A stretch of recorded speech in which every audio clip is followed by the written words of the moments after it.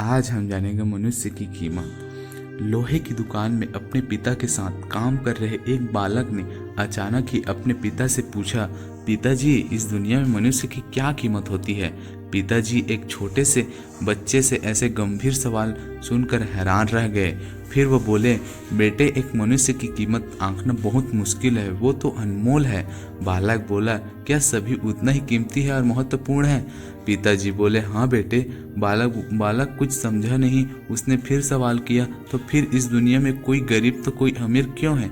किसी की कीमत कम रिस्पेक्ट तो किसी की ज्यादा क्यों होती है? सवाल सुनकर पिताजी कुछ देर तक शांत रहे और फिर बालक से स्टोर रूम में पड़ा एक लोहे का रॉड लाने को कहा। रॉड लाते ही पिताजी ने पूछा, इसकी क्या कीमत होगी? बालक बोला, 200 रुपये। पिताजी बोले, अगर मैं इसके बहुत से छोटे छोटे कील बना दूं तो इसकी क्या कीमत हो जाएगी? बालक कुछ देर सोचकर बोला, तब तो ये और महंगा बिकने लगेगा, 1000 रुपये का। पिताजी बोले, अगर मैं इस लोहे से घड़ी के बहुत सारे स्प्रिंग बना दूं तो? बालक कुछ देर तक गणना करता रहा और फिर एकदम से उत्साहित होकर बोला, तब तो इसकी कीमत बहुत ज़्यादा हो जाएगी।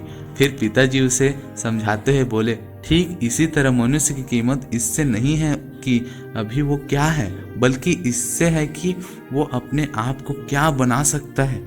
बालक अपने पिताजी की बात समझ चुका था।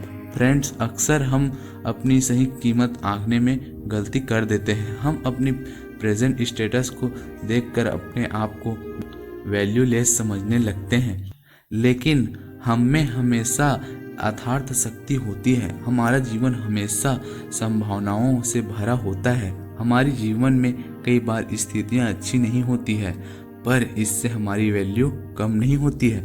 मनुष्य के रूप में हमारा जन्म इस दुनिया में हुआ है, इसका मतलब है हम स्पेशल और इम्पोर्टेंट है। हमें हमेशा अपने आप को इम्प्रूव करते रहना चाहिए और अपनी सही कीमत प्राप्त करने की दिशा में बढ़ते रहना चाहिए। ऑल द बेस्ट मेरे सभी दोस्तों। तो